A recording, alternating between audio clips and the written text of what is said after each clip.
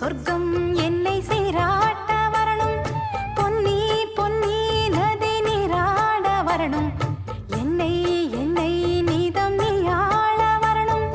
பெண் மனசு காணாத இந்திர ஜாலத்தை அள்ளித்தர தானாக வந்துவிடு. என்னுயிரை தீயாக்கும் மன்மத பாணத்தை கண்டு கொஞ்சம் காப்பாற்றி தந்துவிடு. அன்பே ஓடி வா, அன்பால் கூட வா.